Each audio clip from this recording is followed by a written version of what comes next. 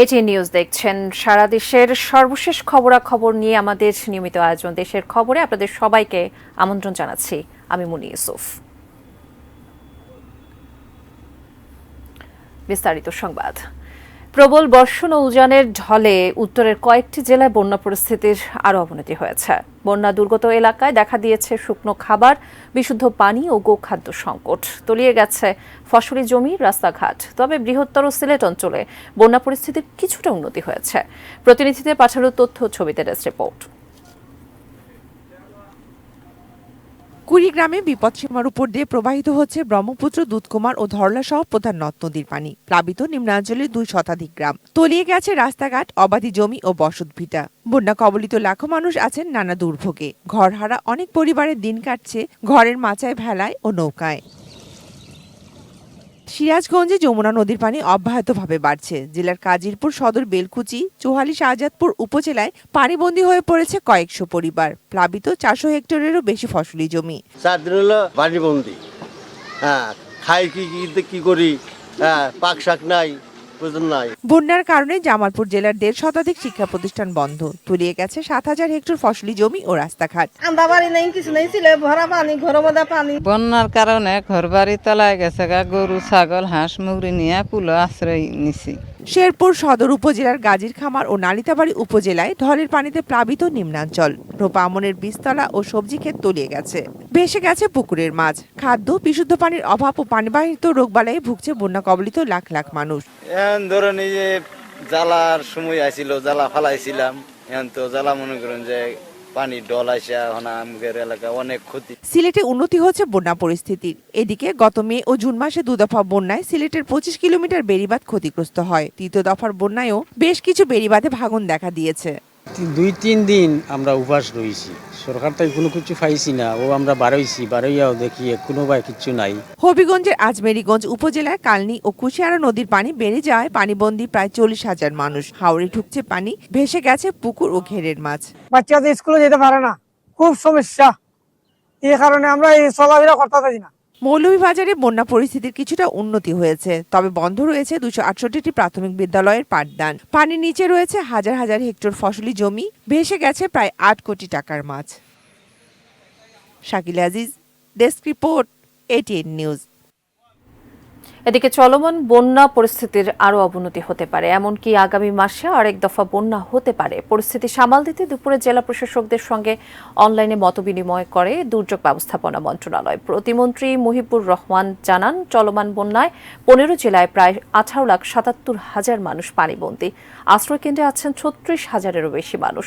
জেলা প্রশাসকদের মাধ্যমে এ পর্যন্ত 3,10,00,000 টাকা, 8,700 মেট্রিক টন চাল সহ খাদ্য প্যাকেট, শিশু খাদ্য ও গোখাদ্য পাঠানো হয়েছে।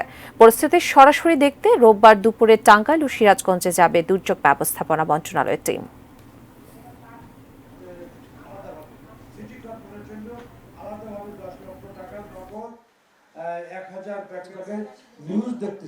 এটা নিয়ে আমরা জেলা প্রশাসকদের সাথে এখন কথা বলবো, যে যেহেতু আমরা বন্যা হতে পারে, কোন এলাকায় ভূমিধস হতে পারে, কোন এলাকায় বজ্র বিদ্যুতের সম্ভাবনা ছড়িয়ে দেওয়ার বা আসলে ছড়ার সম্ভাবনা আছে, এবং যতই বাড়বে আমরা ততই তার সেটা অ্যাড্রেস করি। এই যে উত্তর বাংলা থেকে শুরু হয়, এটা আস্তে আস্তে আস্তে এটা কিন্তু আরো দক্ষিণ দিকেও এটা প্লাবিত হতে পারে।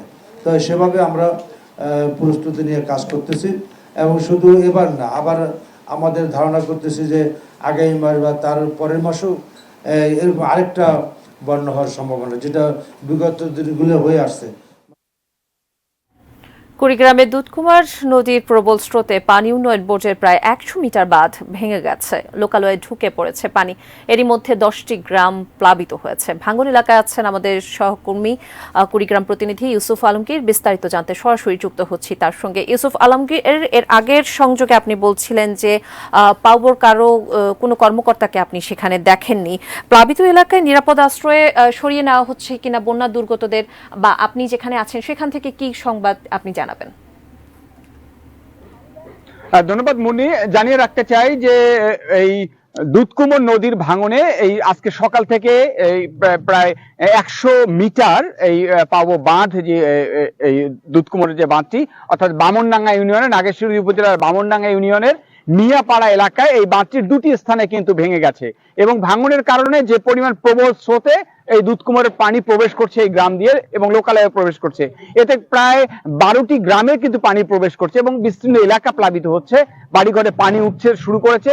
এবং আপনি বলছিলেন যে কাউকে উদ্ধার করবার যে বিষয়টি, সেটি এখন হয়তো প্রয়োজন পড়েনি, উদ্ধার করবার মতন অবস্থার সৃষ্টি হয়নি। তবে যেভাবে পানি বাড়ছে তাতে সন্ধ্যে বা রাত্রি নাগাদ কিন্তু মানুষের বাড়িঘরে যেমন পানি ঢুকে পড়বে এবং অনেকেরই যেসব আসবাবপত্র আছে এবং অর্থাৎ কয়েক ফিট পানি কিন্তু পানির নিচে তলিয়ে যাবে এই পুরো গ্রামগুলো। এবং আমি যেখানে আছি সেটি একটা পাকা সড়ক, বামনডাঙ্গা ইউনিয়ন পরিষদের পাশেই পাকা সড়কে আছি। সেই পাকা সড়কটিও ডুবে যাওয়ার মতন উপক্রম হয়েছে এই প্রবল পানির স্রোতে। এবং এই সড়কটি যদি ডুবে যায় তাহলে পাশের বেরুবাড়ি ইউনিয়ন এবং নাগেশ্বরীর যে সদর ইউনিয়ন এবং নাগেশ্বরী উপজেলা পরিষদ এলাকাও কিন্তু পানি প্রবেশ করার একটা সম্ভাবনা রয়েছে। মনি, ধন্যবাদ ইউসুফ আলমগীর আপনাকে। দর্শক, কুড়িগ্রাম প্রতিনিধি ইউসুফ আলমগীর সেখানকার প্লাবিত অঞ্চলের খবরাখবর তিনি জানাচ্ছিলেন আমাদেরকে। যাচ্ছে অন্য প্রসঙ্গে।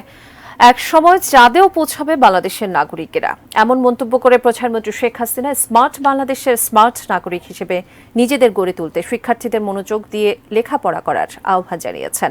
সকালে গোপালগঞ্জের টুঙ্গিপাড়ায় এক অনুষ্ঠানে এসব কথা বলেন তিনি। মেজবাউদ্দিনের ক্যামেরায় রেজন ফয়েজের রিপোর্ট।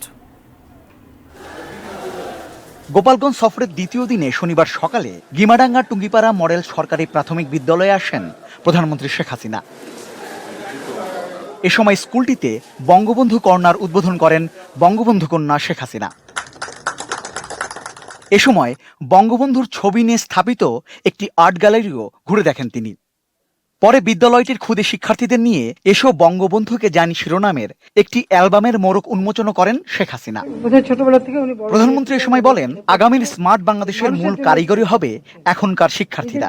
নিজেদের সেভাবেই গড়ে তুলতে শিক্ষার্থীদের প্রতি আহ্বান জানান তিনি। তোমরা লেখাপড়া শিখে বড় হও, কারণ স্মার্ট বাংলাদেশ গড়ে তুলবো। সেই বাংলাদেশে তো তোমরাই হবে আসল স্মার্ট, যা দেশ চালাবে, তাই না? তোমাদের মাঝ থেকে হয়ে আসবে। আমার তো প্রধানমন্ত্রী, মন্ত্রী বড় বড় জায়গায় যাবে, গবেষণা করবে, বিজ্ঞানী হবে। আমরা একসময় চাঁদেও যাব, কোনো চিন্তা নাই। তিনি বলেন, বঙ্গবন্ধুকে হত্যার পর এদেশ থেকে মুক্তিযুদ্ধের ইতিহাস মুছে ফেলা হয়েছিল, তবে স্বাধীনতার সঠিক ইতিহাস জানার সুযোগ এখন আবার ফিরে এসেছে। ইতিহাসকে তুলে ধরা ছবির মাধ্যমে, ছবিতে আসলে কথা বলে এবং ইতিহাস জানার সুযোগ ছোট শিশুরা সুযোগ পাচ্ছে। সেটা করার জন্য আমি সত্যি আন্তরিক ধন্যবাদ জানাচ্ছি। পরে শিক্ষার্থীদের মাঝে শিক্ষা উপকরণ বিতরণ করেন প্রধানমন্ত্রী। এরপরে গোপালগঞ্জের টুঙ্গিপাড়া বহুমুখী পৌর সুপারমার্কেট পরিদর্শন করেন প্রধানমন্ত্রী শেখ হাসিনা। ৩৬ কোটি টাকা ব্যয়ে নির্মিত ভবনটি ২০২৩ সালে উদ্বোধন করেছিলেন প্রধানমন্ত্রী।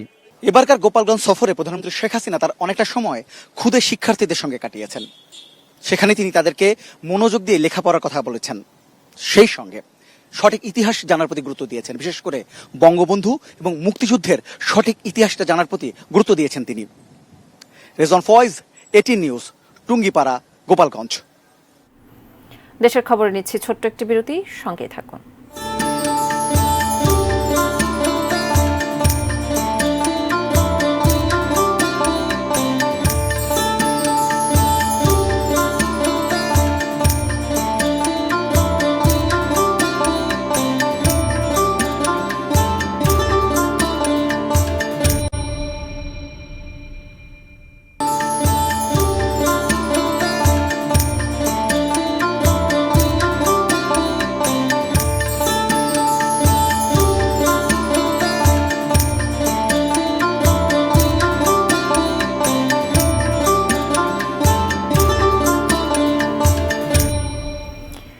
বিরতির পর আরও একবার আমন্ত্রণ দেশের খবরে।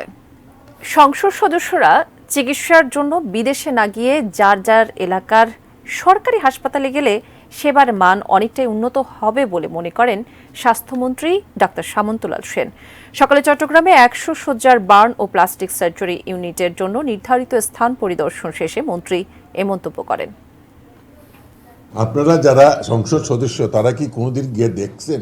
ওনারা যদি যে এলাকার সংসদ সদস্য ওই হাসপাতালে গিয়ে ব্লাড প্রেশার চেক করান, নিজেদের চেক আপ করেন, তাহলে তো হাসপাতালের মান অনেক বাড়ে।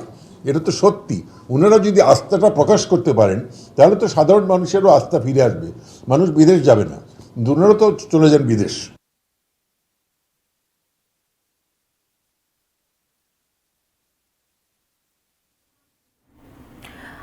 আবারও বন্যা পরিস্থিতির খবর জানাবো। সিরাজগঞ্জের সদর ও কাজীপুরে যমুনা নদীর পানি কমতে শুরু করলেও অন্যান্য নদীর পানি বাড়ছে। সিরাজগঞ্জের গুণের গাতিতে যমুনা নদী এলাকা থেকে বিস্তারিত জানিয়েছেন প্রতিনিধি ফেরদৌস হাসান। যমুনা নদীর সিরাজগঞ্জ এবং কাজীপুর পয়েন্টে কিন্তু পানি যে বৃদ্ধি, সেই বৃদ্ধি কিন্তু হ্রাস পেয়েছে। সকাল 6টা থেকে দুপুর 12টা পর্যন্ত মাত্র 1 সেন্টিমিটার পানি বৃদ্ধি পেয়েছে। যদিও এখনও বিপদসীমার উপর দিয়ে প্রবাহিত হচ্ছে, তবে স্থানীয় পানি উন্নয়ন বোর্ড, বন্যা পূর্বাভাস ও সতর্কীকরণ যে অধিদপ্তর রয়েছে, কেন্দ্র রয়েছে, সেই কেন্দ্রের বরাদ্দে জানিয়েছেন যে আগামী কয়েক ঘন্টার মধ্যে কিন্তু পানির যে বৃদ্ধি, সেই বৃদ্ধি স্থিতিশীল হবে এবং পানি কমতে শুরু করবে। যদিও যমুনা নদীর সিরাজগঞ্জ পয়েন্টে পানি বিপদসীমার উপর দিয়ে প্রবাহিত হওয়ার কারণে অভ্যন্তরীণ যে নদীগুলো রয়েছে, করতা, ইসামতি, ফুলজোর, হুরাসাগর সহ বড়াল নদী, এইসব অভ্যন্তরীণ নদীগুলোর কিন্তু পানি বৃদ্ধি অব্যাহত রয়েছে। ফলে এইসব নদী তীরবর্তী যে গ্রামগুলো রয়েছে, যে নিম্নাঞ্চল রয়েছে, এগুলো কিন্তু প্লাবিত হচ্ছে। জেলা প্রশাসন জানিয়েছেন যে তাদের যে বন্যার যে মোকাবেলার প্রস্তুতি, সেই প্রস্তুতি কিন্তু সার্বিকভাবে নেওয়া হয়েছে, খাদ্য মজুত রাখা হয়েছে। সব মিলিয়ে দ্বিতীয় দফায় যে পানি বৃদ্ধি, এই পানি বৃদ্ধির ফলে যে বন্যা কবলিত এবং নিম্নাঞ্চল প্লাবিত, এতে কিন্তু স্থায়ী বন্যা বা ভারী বন্যার কিন্তু আশঙ্কা নেই বলে জানিয়েছেন জেলা প্রশাসন সহ স্থানীয় যে পানি উন্নয়ন বোর্ড, বন্যা পূর্বাভাস ও সতর্কীকরণ কেন্দ্রের বরাদ দিয়ে। দেশের খবর থেকে আবারও নিচ্ছে ছোট্ট একটি বিরতি, সঙ্গে থাকুন।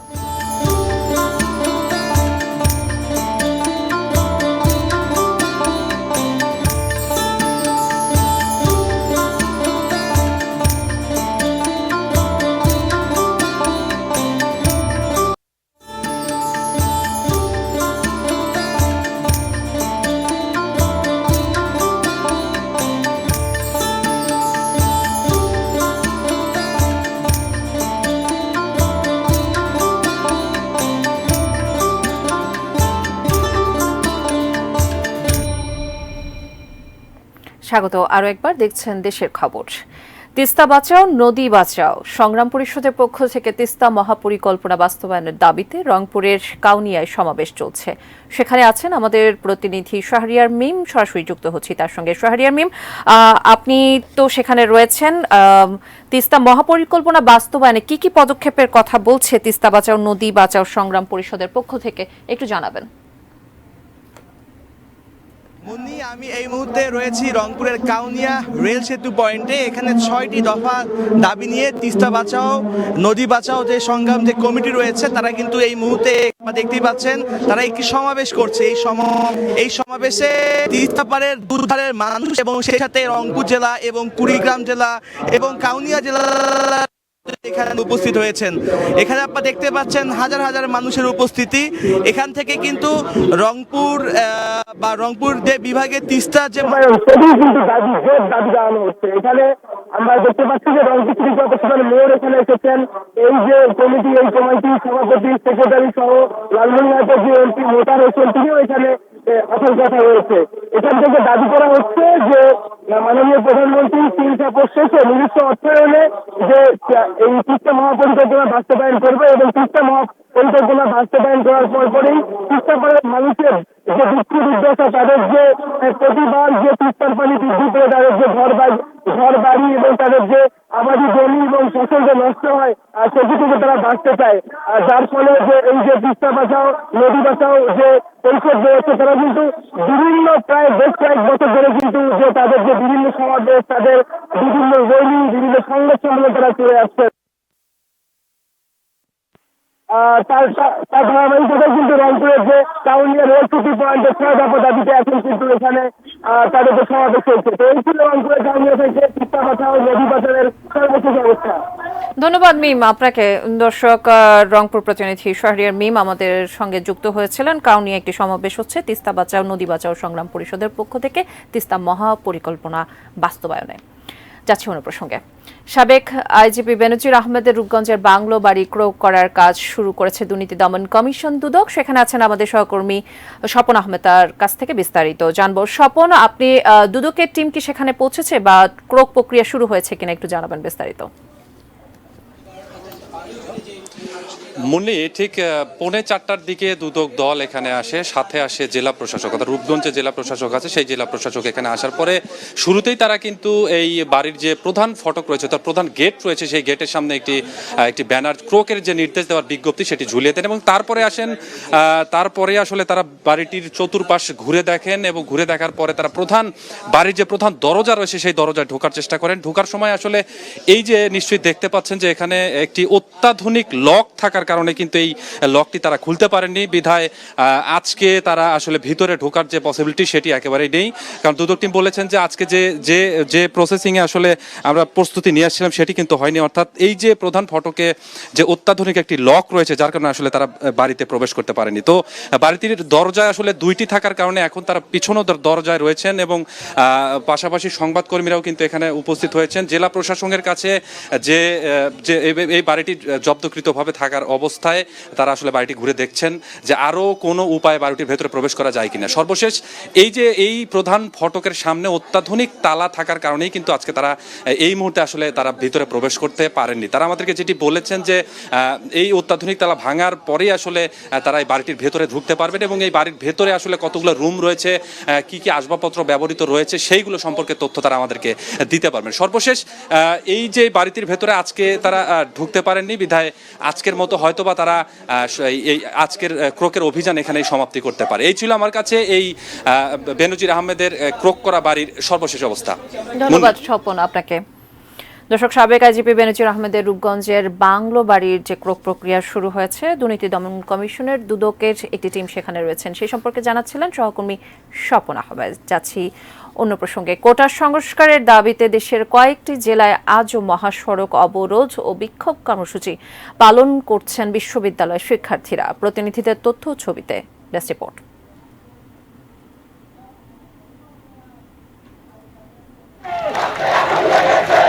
সকালে সরকারি চাকরিতে কোটা প্রথা বাতিল সহ 4 দফা দাবিতে ক্যাম্পাসের বঙ্গবন্ধু চত্বরে বিক্ষোভ করেন বেগম রোকেয়া বিশ্ববিদ্যালয়ের শিক্ষার্থীরা। পরে মিছিল নিয়ে রংপুর নগরীর প্রবেশদ্বার মডার্ন মোড়ে গিয়ে ঢাকা রংপুর মহাসড়ক অবরোধ করেন তারা। প্রায় 2 ঘন্টার অবরোধে সড়কের দুপাশে দীর্ঘ যানজটের সৃষ্টি হয়। আমরা মেধাবীরা মুক্তি চাচ্ছি। আমরা বর্তমানে মনে হয় যে আমরা পরাধীন। 2041 সালের স্মার্ট বাংলাদেশ বিনির্মাণে মেধার কোনো বিকল্প নেই। টাঙ্গাইলে মওলানা ভাসানী বিজ্ঞান ও প্রযুক্তি বিশ্ববিদ্যালয়ের শিক্ষার্থীরা ঢাকা টাঙ্গাইল বঙ্গবন্ধু সেতু মহাসড়ক অবরোধ করেন। এতে টানা 1.5 ঘন্টা ঢাকা থেকে উত্তরাঞ্চলের 23 জেলার যোগাযোগ বিচ্ছিন্ন থাকে। মহাসড়কের দুপাশে সৃষ্টি হয় দীর্ঘ যানজট। আমাদের সাধারণ শিক্ষার্থীর যে অধিকার আছে, এই অধিকারটাই কোটা দেওয়ার কারণে ক্ষুণ্ণ হইতেছে। আমরা চাই মেধার ভিত্তিতে নিয়োগ দিক। রাজশাহী বিশ্ববিদ্যালয়ের শিক্ষার্থীরা সিনেট ভবনের সামনে সমবেত হয়ে বিক্ষোভ করেন। পরে মিছিল নিয়ে বিশ্ববিদ্যালয়ের প্রধান ফটক হয়ে রাজশাহী নাটোর ও ঢাকা মহাসড়ক অবরোধ করেন তারা। ঘণ্টাখানেক পর ক্যাম্পাসের প্যারিস রোডে শিক্ষার্থীরা পথনাটক করে তাদের দাবি দাওয়া তুলে ধরেন। শিক্ষার্থীরা জানিয়েছেন তাদের সকল দাবি পূরণ না হওয়া পর্যন্ত এই কর্মসূচি চলবে। তুনাজিনা তনু, ডেস্ক রিপোর্ট, এটিএন নিউজ। দেশের খবর শেষ করছি নাটকের মঞ্চে আমন্ত্রণ জানিয়ে। ব্রাহ্মণবাড়িয়া জেলা শিল্পকলা একাডেমির উদ্যোগে মঞ্চায়ন হল শান্তনু কায়সারের লেখা মুক্তিযুদ্ধ ভিত্তিক নাটক সাজন মেঘ। শুক্রবার রাতে একাডেমির অডিটোরিয়ামে এই নাটক দেখতে ছিল দর্শকদের উপচে পড়া ভিড়। মহান মুক্তিযুদ্ধে বীরত্ব গাথা ও ত্যাগের কাহিনীকে নতুন প্রজন্মের কাছে তুলে ধরার প্রচেষ্টা ছিল নাট্যকারের। নাট্যকার শান্তনু কায়সার জানান, ৭১-এ কিভাবে নারী, পুরুষ, শিশুরা বর্বর পাকিস্তানিদের হাতে নির্যাতিত হয়েছে তা নিপুণভাবে ফুটিয়ে তোলা হয়েছে নাটকটিতে। সেই সময়ের আবেগগুলোকে দর্শকদের সামনে জীবন্ত করে তুলে ধরা হয়েছে। জেলা প্রশাসক মোহাম্মদ হাবিবুর রহমান জানান, মুক্তিযুদ্ধের ইতিহাসকে নতুন প্রজন্মের কাছে তুলে ধরতে এ ধরনের আয়োজন গুরুত্বপূর্ণ ভূমিকা রাখবে।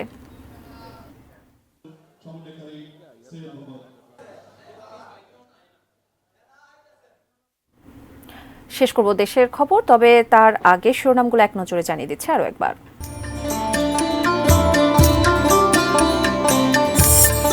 উত্তরাঞ্চলে বন্যা পরিস্থিতির অবনতি, আগামী মাসে আবারও বন্যার আশঙ্কা। শিশুরাই আগামীর স্মার্ট বাংলাদেশের কারিগর, টুঙ্গিপাড়ায় প্রধানমন্ত্রী। কোটা সংস্কারের দাবিতে আজও বিশ্ববিদ্যালয় শিক্ষার্থীদের বিক্ষোভ, সড়ক অবরোধ। ফের অস্থির কাঁচামরিচ পেঁয়াজের বাজার।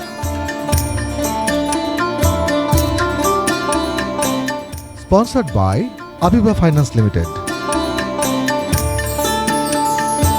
দেশের খবর আজ এ পর্যন্তই। এটিএন নিউজের সব খবর জানতে ভিজিট করুন www.atnnewstv.com। এছাড়া চোখ রাখুন এটিএন নিউজের ইউটিউব ও ফেসবুক পেজে। কাল আবার দেখা হবে একই সময়। সে পর্যন্ত সঙ্গে থাকুন, দেখতে থাকুন এটিএন নিউজ। ধন্যবাদ সবাইকে।